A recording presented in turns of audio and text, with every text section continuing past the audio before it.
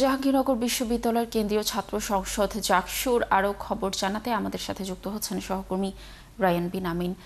Ryan, শিক্ষার্থীরা নির্বাচন বিমুখ কেন হচ্ছে এই তথ্য জানাবেন এবং প্রার্থীর সংকটের কারণগুলো কি কি, আর শিক্ষার্থীরা এ নিয়ে কি বলছে, আর প্রশাসনের কোনো এ নিয়ে বক্তব্য রয়েছে কিনা জানাবেন।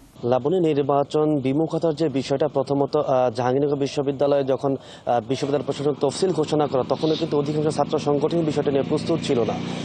তারা কিন্তু শুরুর দিন যখন আমরা একদম শুরু থেকে দেখাচ্ছিলাম যে কেউ মনোনয়ন ফর্ম তুলতে আসছিলেন আর প্রথম 2 দিনে, তৃতীয় দিন পরবর্তীতে শিক্ষার্থীদের অর্থাৎ যারা প্রার্থী হবেন বা বিভিন্ন ছাত্র সংগঠন তাদের দাবির প্রেক্ষিতে বিশ্ববিদ্যালয় প্রশাসন একদিন সময় বাড়ায়। কারণ তারা তখনই বলছিলেন যে তারা আসলে প্রস্তুত না, বা এরকম হঠাৎ করে বিশ্ববিদ্যালয় প্রশাসন এটা তফসিল ঘোষণা করে ফেলবে বা নির্বাচনের তারিখ দিয়ে দিবে, এই বিষয়টা নিয়ে তারা প্রস্তুত না এবং তাদের সাথে দীর্ঘ বা বিস্তারিত আলোচনা করা হয়নি। যদিও তারা দীর্ঘদিন ধরে দাবি জানাচ্ছিলেন যে বিশ্ববিদ্যালয় দ্রুত সময়ের মধ্যে জাকসু নির্বাচন করে এবং 2 দফা কিন্তু সেই তারিখও পিছিয়ে ছিল।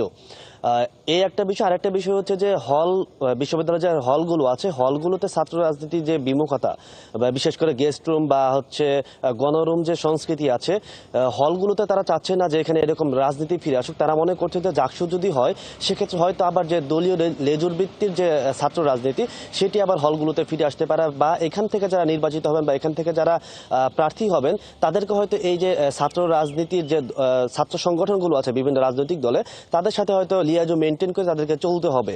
তো এই একটা শঙ্কা থেকে অধিকাংশ শিক্ষার্থী আসলে প্রার্থী হতে চাচ্ছে না হলগুলোতে, তারা এখান থেকে একটু দূরে থাকতে চাচ্ছেন। তাদের এখন মানে একটা যে প্রধান যে লক্ষ্য যে একটা ভালো চাকরি বা হচ্ছে বিদেশে চলে যাওয়া, এই একটা প্রবণতা কিন্তু বিশ্ববিদ্যালয়ের শিক্ষার্থীদের মধ্যে বেশ ভালোভাবে দেখা যাচ্ছে। রাজনীতি থেকে তারা অনেকটাই মুখ ফিরিয়ে নিচ্ছেন।